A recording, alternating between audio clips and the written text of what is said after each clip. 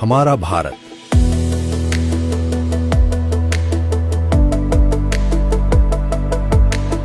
जो पहले नई टेक्नोलॉजी और इनोवेशन के लिए दूसरे देशों की बाट जोहता था, उसी भारत की ओर आज पूरी दुनिया उम्मीद भरी नजरों से निहार रही है।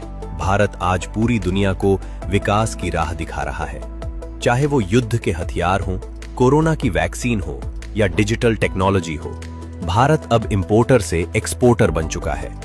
आदरणीय प्रधानमंत्री श्री नरेंद्र मोदी जी का दूरदर्शी विजन और मार्गदर्शन इस क्रांतिकारी बदलाव का आधार है और उन्हीं विजन में से एक है digital India. Digital India Modi सरकार का वो सफल निर्णय है जिसने भारत में डिजिटल क्रांति ला दी और वैश्विक पटल पर एक अमिट छाप छोड़ी है। और उसका सबसे मजबूत आधार बना यूनिफाइड पेमेंट्स इंटरफेस यानी यूपीआई। मोदी सरकार ने जन धन योजना के अंतर्गत बैंक खाते खोले, आधार से पहचान जोड़ी और स्मार्टफोन को प्लेटफॉर्म बना दिया। और इन तीनों को जोड़कर जैम ट्रिनिटी यानी जन धन, आधार और मोबाइल की तिगड़ी तैयार की। 11 अप्रैल 2016 को जब मोदी सरकार ने यूपीआई लॉन्च किया, तब इसका उद्देश्य सिर्फ एक पेमेंट सिस्टम बनाना नहीं था। ये एक विजन था जिसमें हर भारतीय सिर्फ मोबाइल से पूरी इकोनॉमी का हिस्सा बन सके। देवियों सज्जनों, बहुत बहुत धन्यवाद आपका। यही से शुरू हुई डिजिटल बैंकिंग में भारत के लीडर बनने की कहानी। अपनी आदत के अनुसार देश के विकास की राह में रोड़ा अटकाने वाली कांग्रेस ने संसद में इसका भी खूब विरोध किया, लेकिन आज ये आंकड़े कांग्रेस के मुंह पर करारा तमाचा जड़ते हैं। साल 2016 में यूपीआई के माध्यम से कुल 707.93 करोड़ रुपए के ट्रांजैक्शंस हुए और साल 2025 में ये बढ़कर 300 लाख करोड़ रुपए हो गए। आज भारत में हर महीने 20 अरब से ज्यादा यूपीआई ट्रांजैक्शंस हो रहे हैं। हर दिन करीब 72.8 करोड़ और साल भर में 220 अरब से भी ज्यादा ट्रांजैक्शंस। अब हर महीने लगभग 20 लाख करोड़ रुपए यानी प्रतिदिन 91,000 करोड़ रुपए से ज्यादा के डिजिटल लेन देन हो रहे हैं। आज यूपीआई को लॉन्च हुए 10 साल हो चुके हैं। इस टेक्नोलॉजी का उद्देश्य ही हर नागरिक को डिजिटल इकोनॉमी का हिस्सा बनाना था। यूपीआई सिर्फ सुविधा नहीं बल्कि एक इकोनॉमिक एम्पावरमेंट है। आज चाहे चाय वाला हो, भूंजा वाला, अखबार वाला, फेरी वाला, रिक्शा चालक, छोटा किराना दुकानदार हो या फिर बड़े से बड़ा मॉल या मल्टी कॉम्प्लेक्स हो, सब यूपीआई का इस्तेमाल कर रहे हैं। भारत में डिजिटल पब्लिक इंफ्रास्ट्रक्चर से एक क्रांतिकारी परिवर्तन आया है। हमारे छोटे से छोटे गांव में छोटे से छोटे व्यापारी भी डिजिटल पेमेंट्स कर रहे हैं, क्योंकि इसमें सुविधा के साथ साथ स्पीड भी है। मोदी सरकार ने ये डिजिटल विकास सिर्फ भारत की सीमाओं तक सीमित नहीं रखा।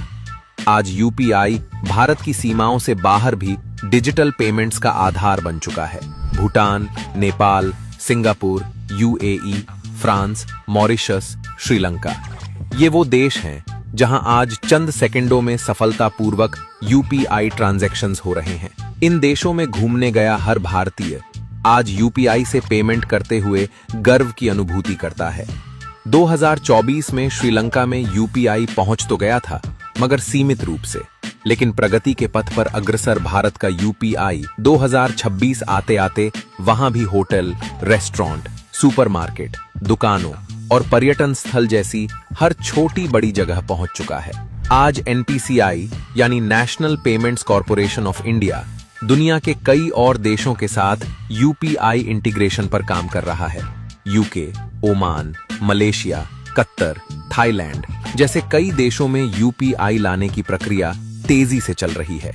मतलब साफ है कि यूपीआई अब सिर्फ भारत का पेमेंट सिस्टम नहीं बल्कि यह एक ग्लोबल स्टैंडर्ड बन रहा है। आज यूपीआई दुनिया का सबसे बड़ा रियल टाइम पेमेंट सिस्टम है और यह सफलता मोदी जी की दूरदर्शी रणनीति का परिणाम है। आज पूरी दुनिया इस सिस्टम को समझना चाहती है। भारत पूरी दुनिया में डिजिटल पेमेंट्स और मोबाइल बैंकिंग का लीडर बन चुका है। यूपीआई के कारण आज लेन देन में पारदर्शिता बढ़ी है। हर ट्रांजैक्शन ट्रेसेबल हुआ, जिससे भ्रष्टाचार पर लगाम लगी। और मोदी सरकार की बाकी रणनीतियों की तरह यूपीआई भी गुड गवर्नेंस और विकास का उदाहरण बन गया। आज भारत में 80% से ज्यादा डिजिटल पेमेंट्स यूपीआई के जरिए होते हैं। यूपीआई भारत की डिजिटल इकोनॉमी की बैकबोन बन चुका है और ये सब किसी संयोग का नहीं है, बल्कि कुशल नेतृत्व का परिणाम है। आज जब कोई व्यक्ति क्यूआर कोड स्कैन करता है तो वो सिर्फ भुगतान नहीं करता, वो उस प्रणाली पर भरोसा करता है जो पारदर्शी है, तेज है और सुरक्षित है। यूपीआई ने भारत को कैश इकोनॉमी से डिजिटल इकोनॉमी में परिवर्तित कर दिया है।